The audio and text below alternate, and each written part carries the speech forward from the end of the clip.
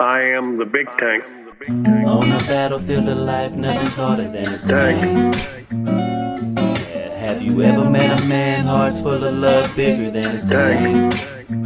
Big tank. He served in a few wars, he's a veteran that stands for a cause. For the best interviews and news, just keep it glued to the tank. I am the tank, big BigTank Talk. tank. BigTank Talk.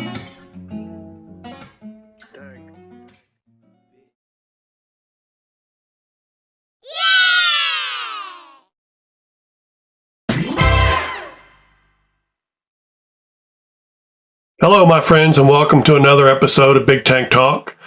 Today, my scheduled guests, Bluesman and Diamond Lou Official, have not shown up, so I will reschedule them. And my friend Ronan has graciously offered to fill in and be interviewed. So that you guys know how it goes. The show must go on. Ronan, welcome to Big Tank Talk. Thank you, Brother Tank. I appreciate it, man. I'm glad to see you and glad to see you're feeling well. I'm feeling pretty good. I'm really glad to be past the back spasms I've been having. Awesome. So to get things going, tell us a little bit about you and how you came to be on Clapper. Well, I came here because the nasty stuff that used to happen on TikTok, so I came over here and I found a much better crowd and a lot more adult crowd. People were friendlier and they were open to musicians and stuff and collaborations and getting along. And my first friend on here was Bill, Stand Up 55. He's an awesome guy. All right. Gangsta Granny wants to know how old you were when you first picked up a guitar. Oh, he 12 or 13.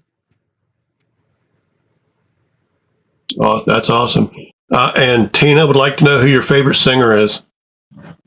Oh, dear Lord. I have a lot of favorite singers and a lot of different bands. Rush, of course, Geddy Lee, but I think my favorite singer is probably Terry Nunn from Berlin. Good voice. Excellent voice. Now, I do have some, I can still use some of the questions I've got set aside for Diamond Lou and Bluesman. What got you started into music?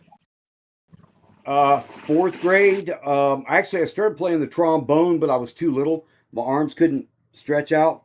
So I got serious about it when I saw the Times Square cricket in Times Square, and fell in love with violin music. And I started playing violin in fourth grade. All right, well, that's awesome. And do you still play violin? I can, but I don't. I can't, All I right, we can't got afford a very expensive violin. They're just too expensive. And so I just don't. My mother sold mine in a garage sale. all right. We got a couple of questions. American Truth and Tina want to know: are you a fan of Santana or Tom Waits? I'm definitely a fan of Carlos Santana. He's an absolute genius. And you're going to have to remind me who Tom Waits is, because I don't recall. I mean, I recall the name, but I don't know who he is. Um, I wish I could help you with that. I don't know. I know who he is, but I don't know, like if he was in a band or whatever. Who is Tom Waits? I'm So looking right now. Tina, if you could help refresh his memory on who Tom Waits is.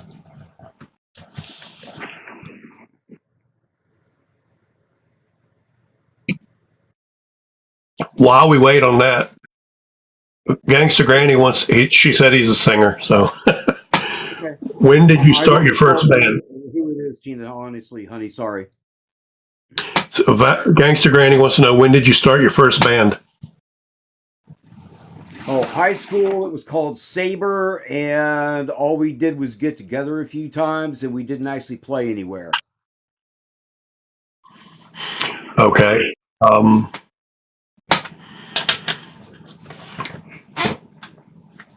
When did you start Rhythm Fix, or were you the one that started it, or was it a I was collaboration the of one who things?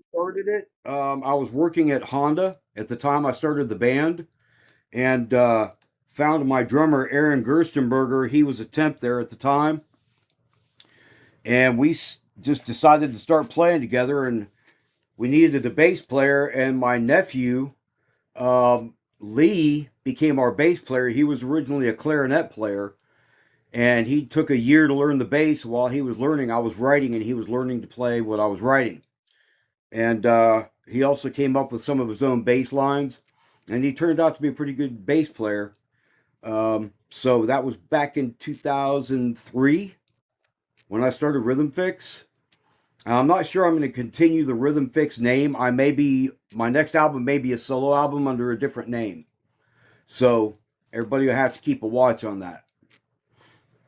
All right. Paul would like to know if you could play with anybody, past or present, who would it be and why? Excellent question.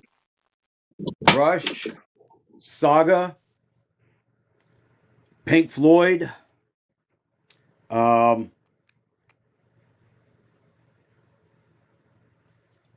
Marillion, any of the great prog bands, yes, because they're prog, progressive rock. That's a pretty similar answer I'd get if I was to ask you your favorite music to listen to then, isn't it? It's definitely prog rock, but I like a variety of music.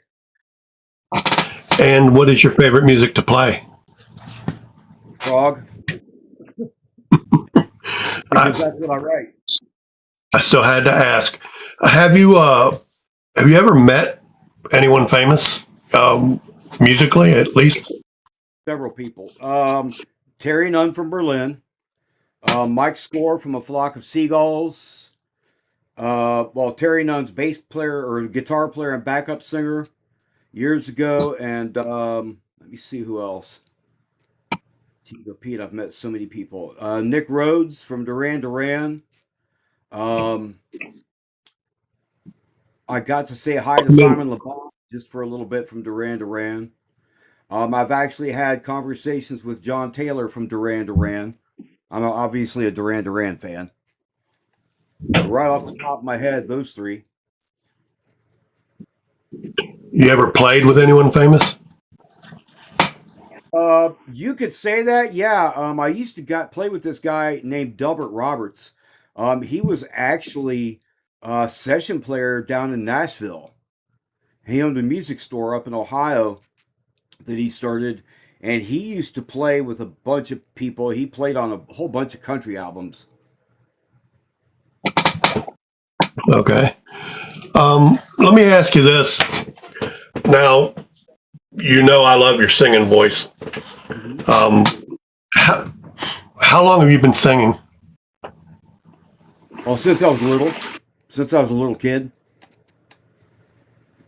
And I got lessons from our vocal lessons from our school instructor, Mrs. Branscombe, and she gave me music tutelage till 6th grade, and then probably till 10th grade afterwards. That's awesome. Ted wants to know your favorite decade of music. He says 60s, 70s, or 80s, but I know there's decades beyond that and before that. I'm going to have to say yes. Yeah, probably 70s and 80s, mostly, some 60s. Captain Joe wants to know how many concert T-shirts do you own? Oh, God. I don't know, a bunch. Mostly Rush. I got Van Halen, Flock of Seagulls, Duran Duran. I've got a bunch.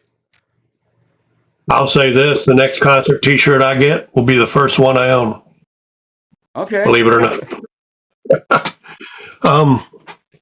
What was the hardest thing about learning to play guitar? I already had years of violin. I think finding my own style. You can copy a lot of people, but finding your own style that separates you from everybody else, especially if you're wanting to be an independent recording artist and really truly be an artist, you have to find your own style. I can absolutely respect that. Tabby says she loves your style, by the way. Did since you had some years of playing a violin when you started playing guitar, did that help you as far as making your chords and stuff? Well, a violin is mostly played single note, so that helps you with the solo stuff. But yes, definitely. Does it? I mean, does it help like with toughening your fingertips? Because that's the Oh biggest yeah, problem. yeah, you get calluses playing the violin too. Yeah. That was the biggest problem I had when I was trying to learn to play guitar, is because my fingertips really, really hurt. And I know you got to push through that to get to the calluses to for that to be a benefit.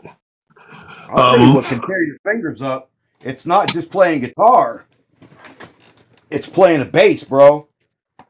Playing a bass, those strings are thick, and you got to press harder on a bass than you do on a guitar. And a bass, you got to press twice as hard. I understand that, brother. So if you was to offer some advice to a novice guitarist, somebody who's just learning to play, just getting, started on their journey of playing guitar, what advice would you give them? Two main things: learn your chords, because your solos are based on your chord progression. And I mean, really learn your chords and learn that fretboard all the way up and all the way down. A, B, C, D, E, F, G, A, B, C, D, E, F, G, A, B, C, D, E, F, G. Because you got to know where you are on that fretboard, just like you need to know where you are on a keyboard on a piano. You've got to know that fretboard up and down. Learn your chords and learn your fretboard. Okay, I'm trying to remember, and I got a question, but I can't remember what the hell it's called. Capo. What is the benefit of using a capo? A capo helps you play other chords in higher octaves. So if you want to play like a D chord or D minor or whatever, you would normally be down on the second fret and third fret, or the first fret for a D minor. You can play that same chord further up the keyboard if you've got a capo, or up your fretboard if you got a capo, Right. and you can have a different sound than you would normally have at a higher octave. And That the makes other sense. question that Paul asked, which is who? What? Yeah, no. Somebody asked which one is harder to play. What would you? He Violin. says, what would you say is the hardest instrument to learn to play? Yeah, violin. And there's a lot of people who say the violin is definitely the hardest instrument to play. Welcome in, Rooster and Shell. I try to greet you guys as you come in, but I don't like interrupting my special guest today. I am Ronan. So again, if anyone who comes in, if you have a question to ask, I'm sure Ronan will be happy to answer if he can. So if I could ask this briefly, hey Grizz, just briefly, what have you done for a career, or has music been it? Oh, I had many jobs, but I worked for Honda for years. Retired from there, went into IT work after I went back to school. Actually, I started IT work before that, and then went back to school, got my IT degree, became Microsoft certified, and worked in IT after that. So I've had two main jobs where I've made a lot of money that gave me the ability to play music. That's awesome, brother. Music is not cheap. It's expensive to be a musician. I understand that. Now, the next question I'm asking because I know you, and I know this is one you'll be happy to answer about. You're a father. Mm-hmm. Tell us a little bit about your daughter and what it was like raising her and being her dad. Oh, Lily was easy to raise because she was such an easygoing kid. She wasn't one of the criers. She kept herself entertained. She'd watch her hands for hours. And I attribute a lot of her being easy to raise, and this is no insult to anybody else's kid, it's how bloody intelligent she was born. She's an aerospace engineer. She's always been intelligent, and she's always been focused. That child has always been focused on her goals ever since she was little. The first time we took her to Disney and she saw animatronic robots and stuff, she says, "Daddy, I want to learn how to build those." I said, "Then you want to be an engineer?" She said, "Yeah, that's what I want to do." I said, "Cool." I said, "Then we need to teach you math better than normal." So she started learning her math skills. I'm the one that taught her long division. She was having a problem because the teacher couldn't teach it properly in school. So I taught her long division. Once she got that, I taught her the simplicity of math, that it's just pluses and minuses, divisions or multiplications. And once you know how to do those things, the rest becomes easy. I taught her long division, and she took off from there. And the next day after I taught it to her and taught all the other kids that were struggling how to do long division, and they all started getting way better grades. She's always been an incredibly intelligent child. She picks up things easily if it's taught properly.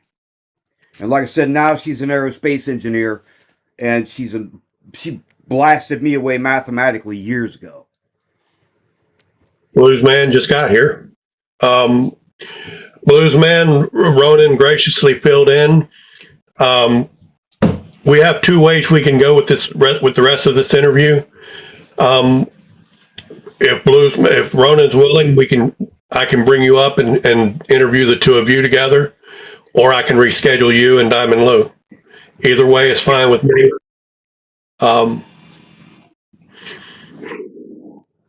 Some of the questions I've asked Ronan, I would ask you, and I can still ask you if you're willing to come up now. Again, that's your call, brother.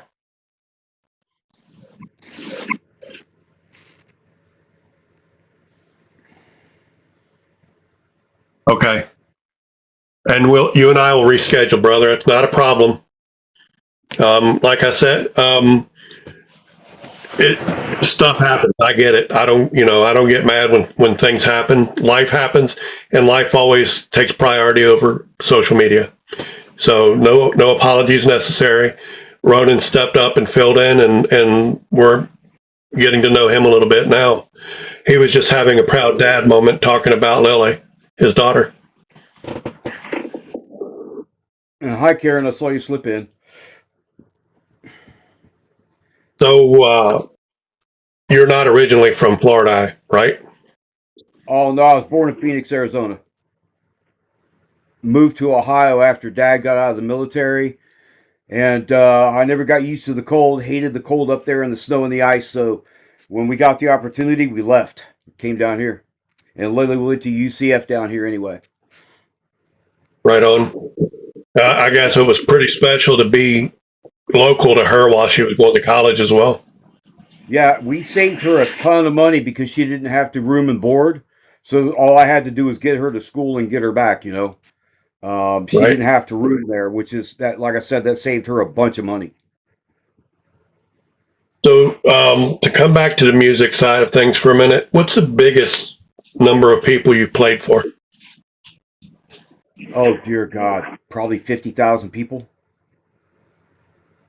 How did that not terrify you? Who said I wasn't scared? Okay, well, how do you overcome the fear and do what you do and entertain 50,000 people? The show must go on, brother. And you got to Absolutely. play. You got to play whether you like it or not. Yep. Okay. Because I know this is something you have a passion about. What would you say right now is the biggest problem in the music industry?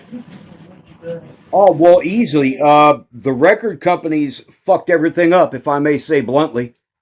They've always been greedy, and they screwed up in the 90s, and they know they did, because they swept away the bands that play their own instruments, and they swept away really, really good acts. Not that there weren't some good acts in the 90s, but now you've got these people making canned music, stuff that's stored on a computer, and very few people are playing their own instruments now anymore.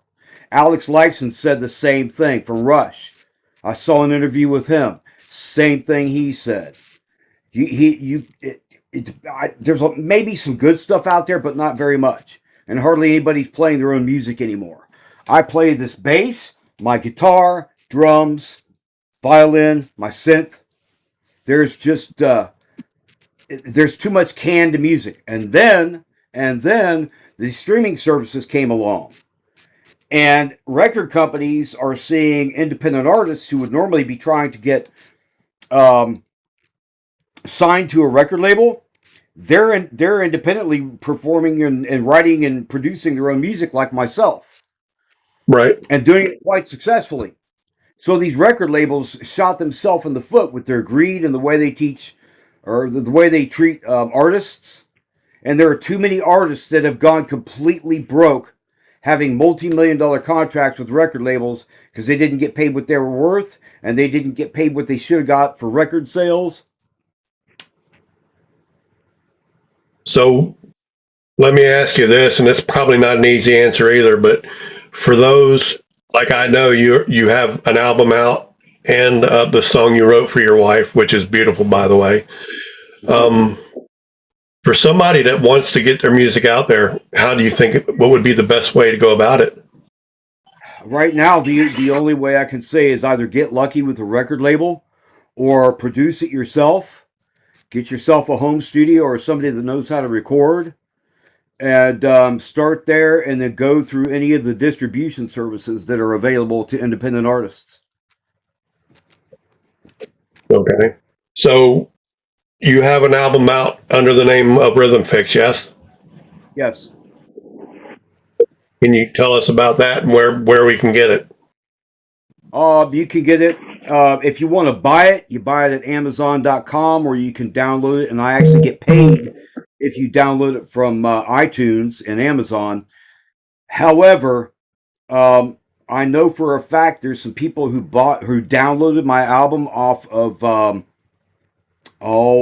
that one streaming service everybody seems to use. Spotify.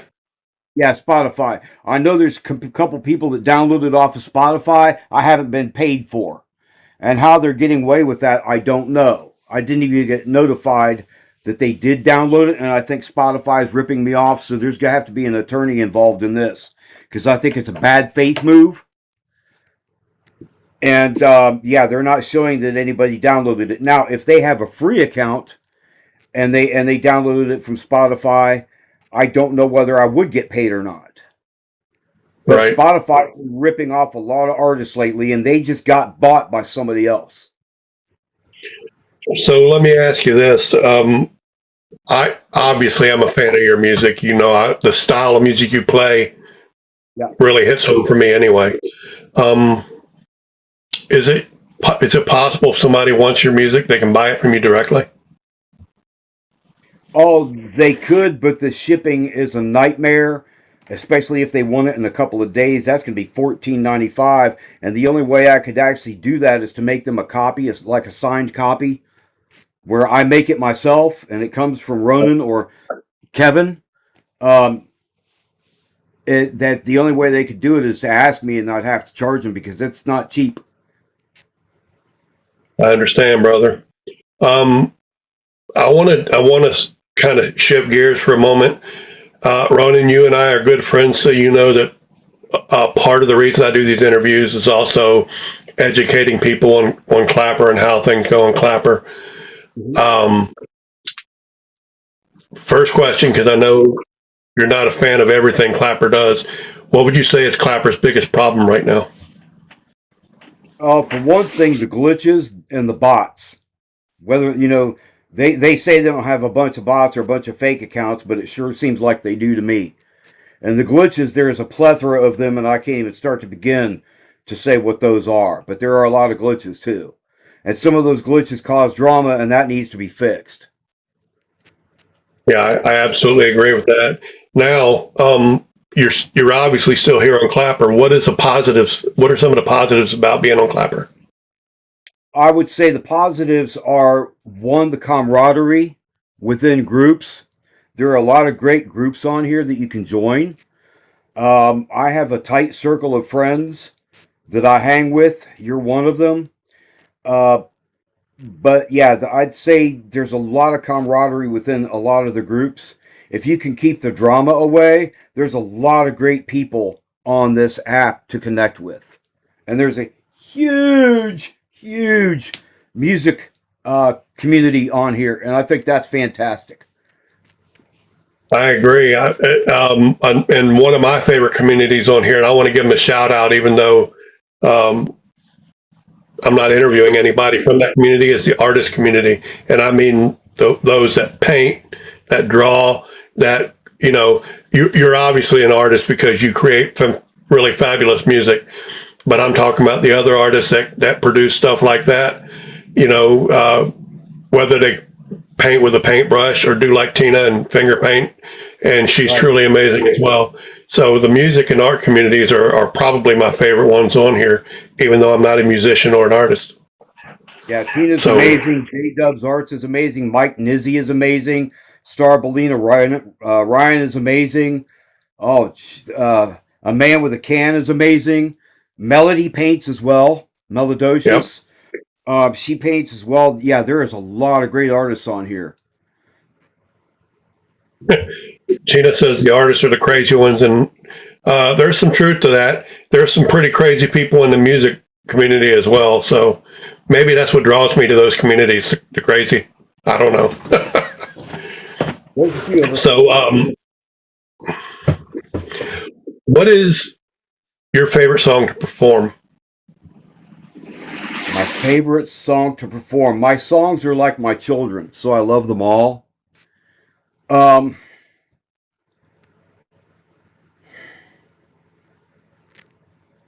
I think there would have to be a consensus on that, and I would have to say whichever one touches the most people and makes them think about life, Right? whatever that song is my favorite one. Because whichever one makes people think and contemplate life, existence, the universe, the meaning of everything, that one. Now, my particularly favorite song that you do is the one you wrote for your daughter. Yep. Ages. Yep. So, what is your favorite song to perform that's not written by Ronan? Wow. Oh.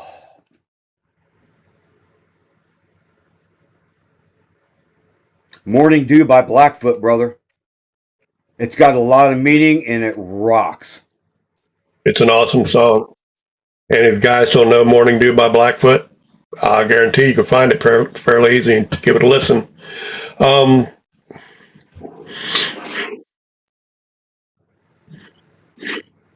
just keeping it to Clapper for a minute.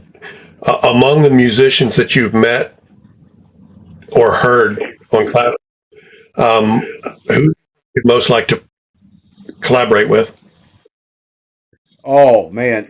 Blues and Diamond Lou, Piano Mike, Britain. Um, Probably those guys more than anybody else. Right, amazing people. Have you ever actually met another Clapper creator in person? Nope. Is it safe to assume there are a few you'd like to meet if the opportunity presents itself? Oh yeah, the same guys. I would also love to meet some of the artists and collaborate with them further. Like this painting I got for the new album cover from A Man with a Can. Oh, Yep. He does some really amazing work. And guys, that was done from a spray. That was done with spray cans. Keep that in mind. A Man with a Can does all his artwork with spray cans, spray paint. Yep. He does a little bit with a brush, but that's my new album cover and I'm going to be adding some digital stuff to it. But that's from That him, is a and really then amazing piece. this is from Melody. That's awesome. And when I have some CDs made, that is going to go next to the song called Bailey. All right. Now, I do have another question, and it's pointed specifically because of who is in attendance. Uh, what inspired you to write the song for Tina's Corner? Oh my goodness. Tina's song, World of Colors, because I also paint. I did not know that. I don't know if you knew that, but I also paint. Um, she is such a deeply emotional person, and I can feel that looking through the camera. And one of the things that really touched me about Tina's work is when she does her videos and you see her with a blank canvas and she touches the mirror and wipes the sweat off of the mirror. That's performance art. That's amazing. And then she touches her canvas. And the lyrics, with a gentle touch on canvas, she slowly weaves her way. Mm-hmm. That's not just performance art. That's her showing you deep inside of herself, her soul. And I think that's freaking amazing. So I was inspired to write that song because she is a deeply emotional person. She's a very talented artist, and she takes what she does incredibly seriously. And don't tell me you cannot be a true artist being a finger paint artist, because she makes some amazing stuff. She absolutely does. And I've told Tina before, um, the artwork she does is truly amazing.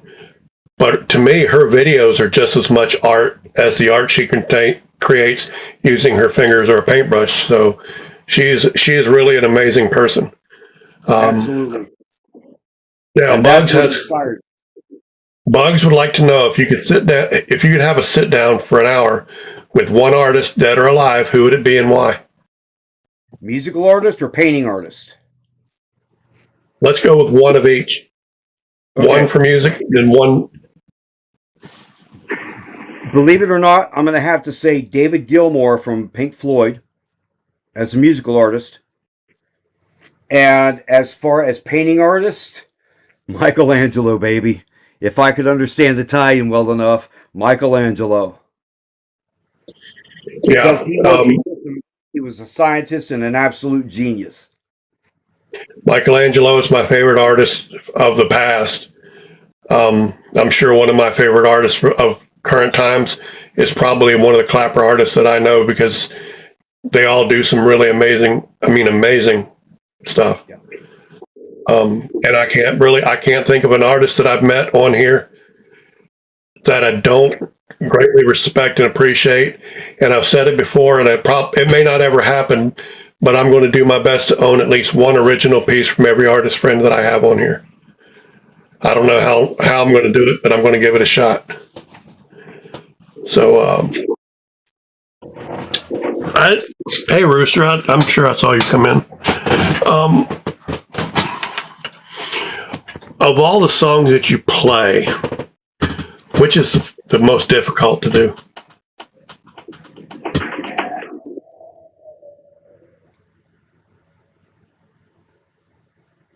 This is going to blow your mind. It seems like it's a simple song, but it's actually not. The song I wrote for Tina, and that's the one I'm tackling next on my recording system. The song I wrote for her is actually very difficult because it's in the key of F. And I don't sing well in the key of F. And I don't know why, but I don't sing well in the key of F. So that one's difficult to do.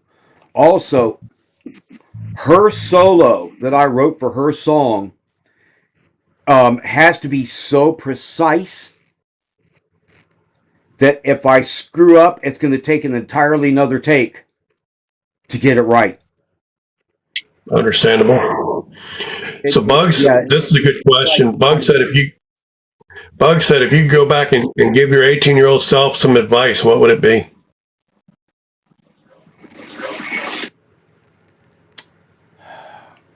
You know how people always go back and they say they'd like to go back and change things? Yeah. I've contemplated that very deeply. And I would not change one iota, good or bad, that would change the trajectory of my life if I missed meeting Promise and having Lily. All I would tell my 18-year-old self is stay strong, stay the course, stay true to yourself. Everything is going to work out okay. You know, that's really, really excellent advice to give, not just to yourself, but to anybody. So, Shell says, what's your favorite instrument to play and why? And who taught you how to play it? Guitar, and I taught my damn self. Hey, Michael, how are you doing? I have such respect for self-taught musicians. I don't know if I knew that you taught yourself. I do know Piano Mike is a self-taught piano player, and if you guys have ever heard him play, the fact that he taught himself how to play just blows my mind. He is so good at what he does. I played violin, for years and years, and I figured if I can play violin, which is one of the hardest instruments to learn, then I could teach myself guitar.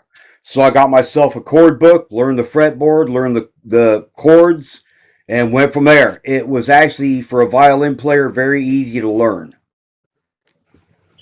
She also asks, why is the guitar your favorite?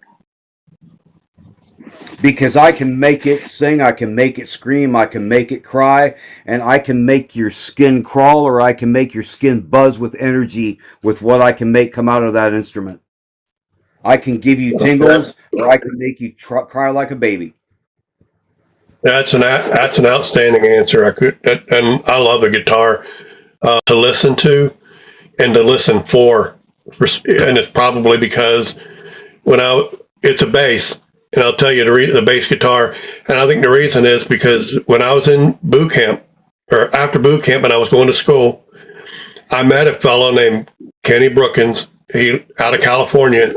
I've never seen him since I finished my school, but he was a bass player, and his style was in the style of Stanley Clarke. So it's a funk jazz type, and he was really, really good on the bass. So, Bonnie, I see your hand is up, brother, but this is an actual interview live. And Ronan is my guest. So right now he's the only one I'm having in a box. Got a couple of questions. First, Bug says, was meeting your wife love at first sight? For me, it was. Would she agree with that? I don't know. All I know is I won her over, and that's all that matters in the end, brother. Yeah, absolutely. Knuckles, thanks for coming in, brother. I appreciate you, and we're doing well here in Missouri. Also, Paul wants to know which bass player inspired you to play the bass. I can't choose one. There's actually two. Chris Squire from Yes and Geddy Lee from Rush. Yeah. Geddy Lee is among my favorites, and probably makes sense since you know me, Rush is my favorite band. So that's why I say I love the shirt. Yep. Welcome in, Kimmy Soul. Good to see you.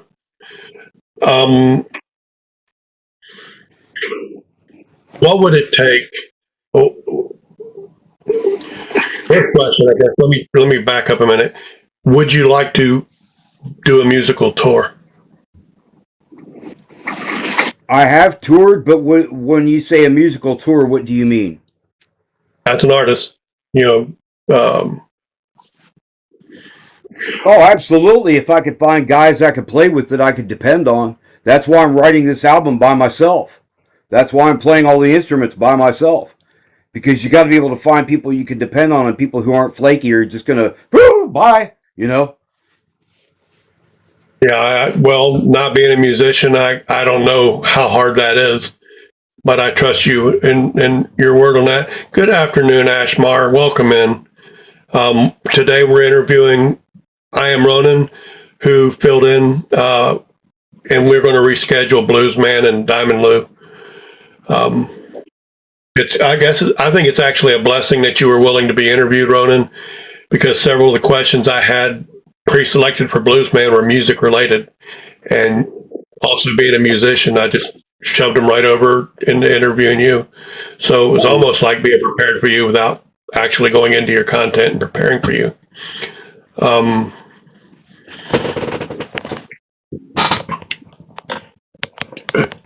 Who, if anyone, strictly from a social media in general, class specific, who in general, or who that you've met, got to be friends with, inspires you?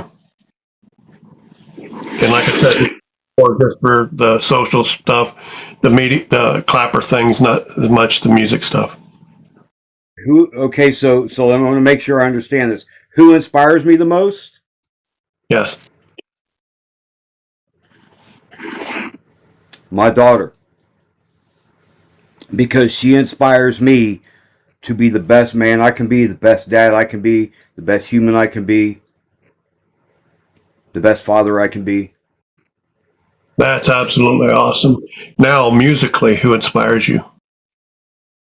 Oh, there's so many. There are so many. There's not just one. Every prog band, every hair metal band, every bit of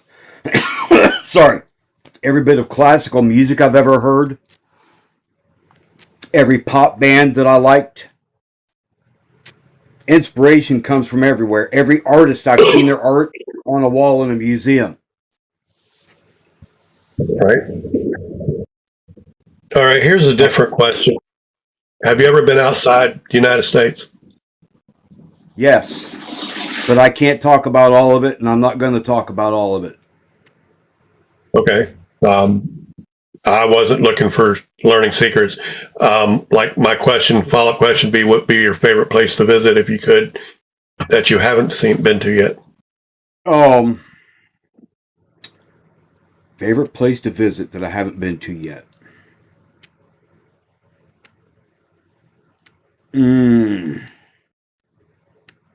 Where would I like to visit that I haven't been to yet? England. Never touched foot on English soil.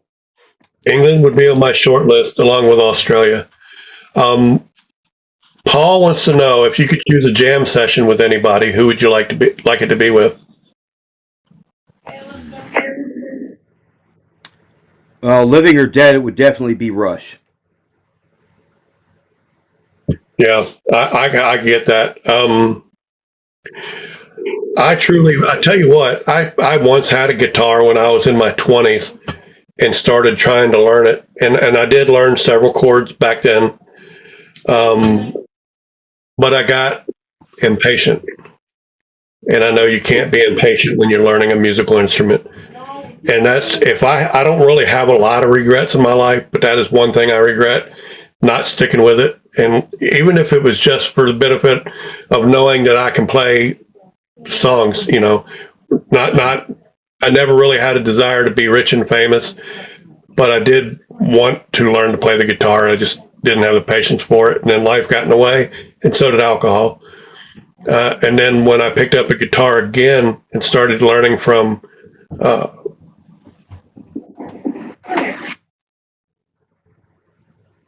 I just forgot his name, and he's a good friend, but the guy I was learning from. Rockin' Papa? God, getting old sucks, I'm telling you. But and I started, and I was learning chords, and I could play, I could play the opening chords of Bad Moon Rising, and you'd recognize it for what it was. But I started having those back spasms, and they've really, really taken me out of things. I'm fortunate that I'm hoping right now that they're behind me for a while. But pain is not a motivator to keep doing what you're doing, at least not for me. And Tina, I appreciate the comment. Although I consider growing old to be a blessing, because not everybody gets the opportunity to be old. So Ted says, what lyricist would you like to write a song with? Living or dead? Both? I would say living or dead, or one of each. Neil Peart from Rush. Oh yeah, hell of a lyricist. That's something a lot of people, even Rush fans, didn't know, that he was the lyricist for the band. Yep. Kimmy, he's answered it, but since you were late to hear, I'm going to ask him again so you can hear his answer. How long have you played the guitar? Since I was 12 or 13 years old, I'd say probably 48-ish years. 48 years, somewhere in there. The only way I can, just a second, the only way I can see questions now is if they're pinned, because I don't see the chat at all. I can see who's coming and going. Yeah, it went bye-bye, just came back up. Teresa McKay, the answer is this is an interview live, and I am Ronan is my guest. So you may not join the live and getting into a box. Plus, I don't know you. So if you want to be in a box in my future, in a live in the future, interact from the chat. Let us get to know you first. I got the chat back finally. So I didn't know that, Tina. I just know 1 minute was there, and the next minute it was gone. I didn't see anything.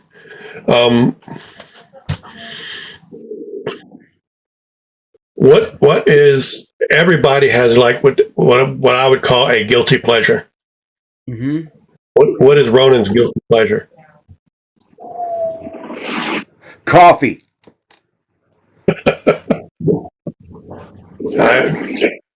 I would love to agree with you, Ronan, but I don't drink coffee, never have. I can't stand the taste of it. If I had to put a face or a picture to my guilty pleasure, it would be something like this. Yeah. Why not? Yes. Now, are you a, yes, Ted, I'm a bad diabetic. I'll admit that. Are you a black coffee man, or do you like the foo-foo coffees? I don't drink foo-foo coffees, but I do add a little cream and sugar. Okay. I'm not So you understood what I meant by. So you understood what I meant by foo-foo coffees. No problem.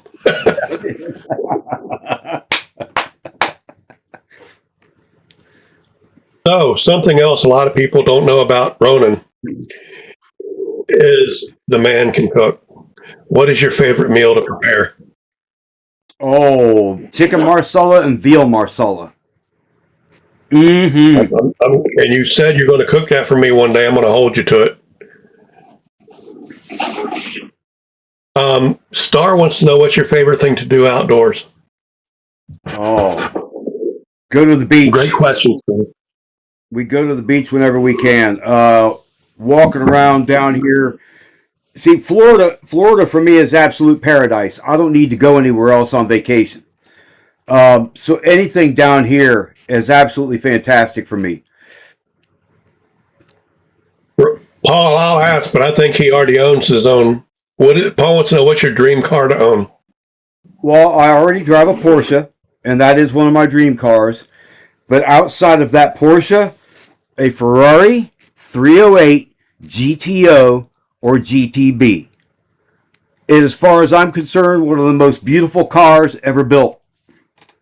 It's not the fastest, just that car is just so gorgeous to me, is that would be the one outside of my own Porsche. Again, Star asked a question you've already answered, but I'll ask it again because I want her to benefit of your answer. What advice would you give your younger self?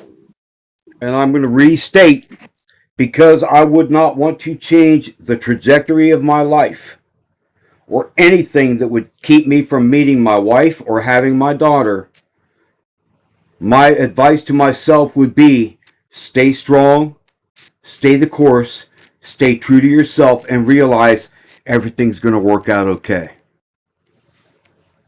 Good. I love that answer, even hearing it again. Bugs wants to know, if someone's coming to Florida, where would you recommend they visit? Any place. Tampa, Daytona Beach,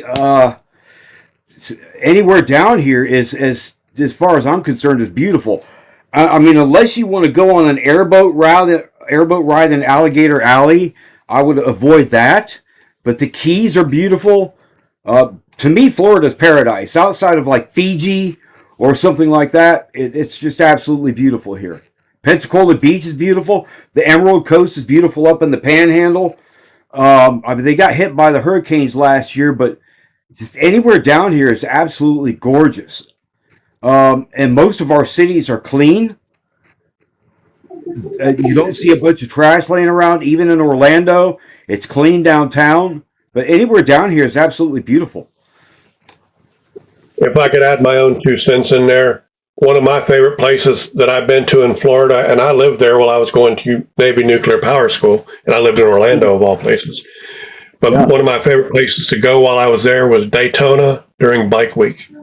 And that may seem like a crazy thing, but unless you've hung out in a solid community of bikers, they don't deserve a lot of the reputation they get.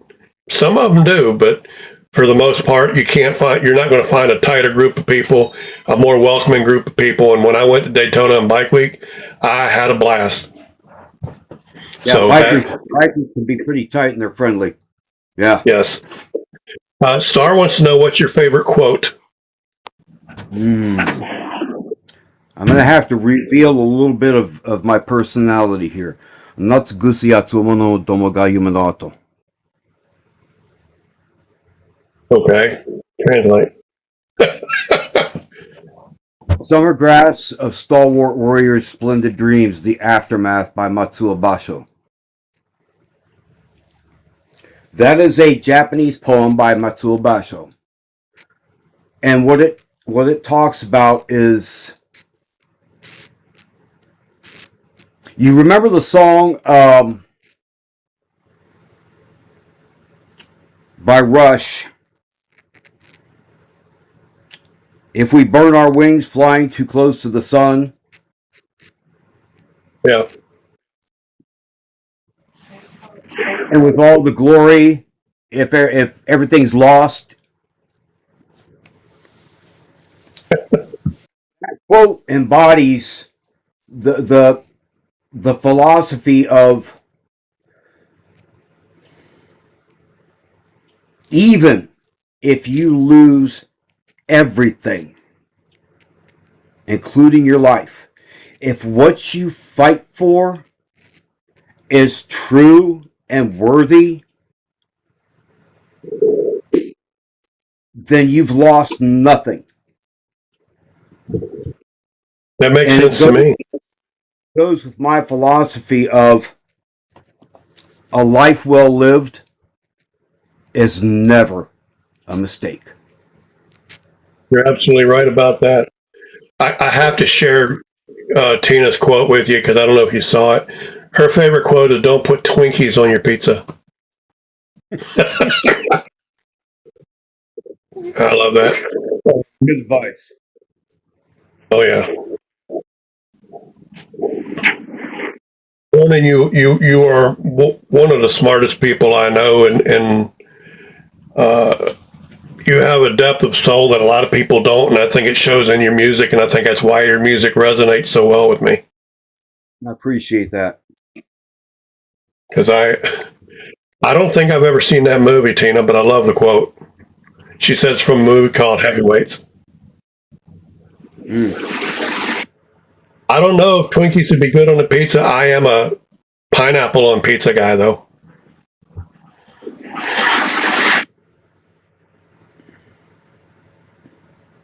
Who got removed, and I'm confused.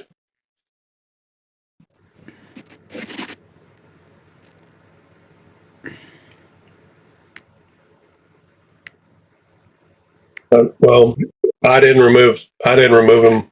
I just removed the one idiot that came early in the live. So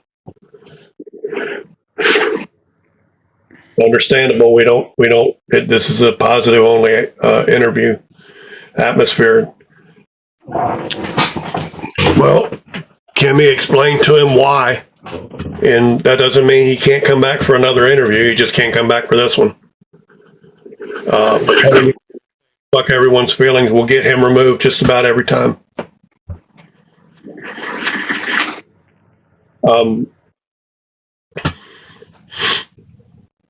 So another Clapper-related question. I pretty much know the answer, but I'd love to hear your take on your thoughts on the blue check. To me, it doesn't matter. To other people, if it's what they want and they want to go for it, they can. But it does not add credence to anything. If it makes you feel better, that's great. If it makes you happy to have it, that's fantastic. But for me, I really don't care. And the reason I really don't care is I am verified and already a blue check artist on every platform on the planet. So for me, it really doesn't mean much of anything. And for a lot of the blue check people I know, including me, it really doesn't mean much of anything either. So there is that. So for those new people that come into Clapper, that come into an encounter, I Am Ronan, what advice would you have for them regarding Clapper? Oh, just try to make friends, engage with people, be a decent human being. And if you find stuff that you don't like, either scroll past it and move on, but don't let it eat you up. You can't let this crap eat you up. Yeah, that's the one thing I advise people, and I will gladly give anyone advice on if they want to grow on Clapper. I know how to do that. I've done it. If they want to have a good, positive, enjoyable experience, there's, find your community, engage with people, and what you want, you give out. So that's, if you give it out, it more often than not, it'll come back. So if you want positivity, project positivity. And one other thing I would say is, and this is a bad part about being old, is in saying what I just went.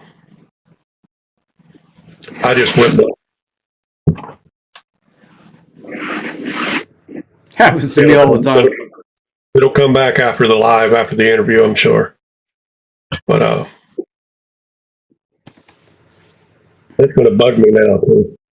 Anyway, at this point, I would like to announce my guest for next week's interview is Emma Hunt, artist. You that know Emma are probably familiar with the Love Train, which is a movement that she is one of the founders of. Welcome in, Jody. It's something my intent is to get involved with it, because I think anything that's made to promote positivity on here is something worth doing. But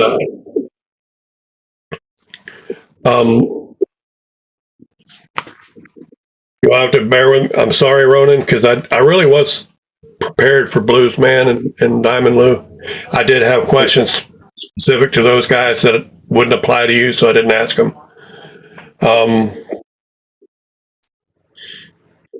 Hey, Roper, good to see you guys. Good to see y'all come in. That's really appreciated. And Tina's right. You've done a great job filling in, Ronan, and I couldn't have asked for better. You've been great. You say you're working on an album. Yep. How many songs will you be satisfied with to say, all right, this album is done? I have a list, and if anybody's been watching my music, probably everything you've seen for the last 2 years that I've been writing and perfecting will probably be on there. 8, 9, maybe 10 songs. And I was battling over putting one on there. because it's just a musical piece, but it is so kick-ass that I decided I'm going to go ahead and include it. And I know you've heard it, and it's the one that I titled Kiss of the Universe, Conformity of Chaos. That's going on the album. And the reason that's going on the album is because Dark Side of the Moon. If Pink Floyd can put an 12-minute song that's just a musical piece on an album, I can put a 6-minute, 15-second song on there that's just a musical piece. Because it kicks ass. And I came up with a great drum riff for it this morning as I was practicing. So I'm gonna be including that, but maybe 10, 11 songs, and then I'll say it's complete. Well, I'm looking forward to it, and that is an album that I intend to have in my collection once it's done. I'm going to offer up the last question to someone from the chat. To anybody else, bring me one more question that I can ask Ronan.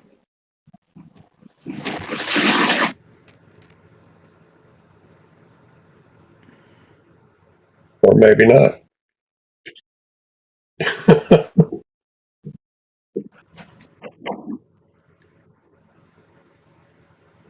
Oh, great question. And I actually got two.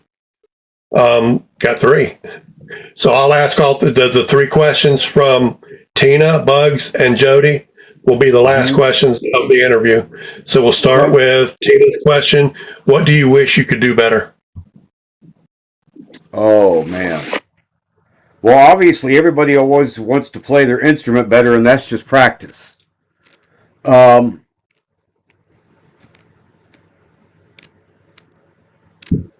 Not let shit get to me. That I can relate to, brother. Absolutely. Bugs wants to know who inspired you growing up. My grandfather and my uncle. Edward Orr McLaughlin, who was my grandfather, who gave me my nickname, which you all know me by. Right. He was a Green Beret. He was one of the baddest, yet nicest, kindest men that I've ever known. And my uncle Neil Cotter, who was an engineer and taught me, truly taught me, your education is everything, and you can truly do anything you want to do if you put your mind to it, and you're by God a Cotter, so get to it. I love that. Jody's question, and she's late to the interview, so she doesn't know you've answered it, but how long have you been playing? Music since 4th grade. All right. I do want to ask you one more question. Since you alluded to it when you were listening, who inspired you, explain where the nickname Ronan comes from. My grandfather is a former Green Beret. And like I said, he was one of the baddest men I've ever known, but he was also one of the sweetest and kindest. We were having a conversation, and we got to talking about authority. And I always grew up having a major problem with authority figures for many, many reasons, mostly because most authority figures are corrupt as fuck. They truly are. And he said, well, that makes you a Ronin. You're a masterless warrior. I absolutely respect that.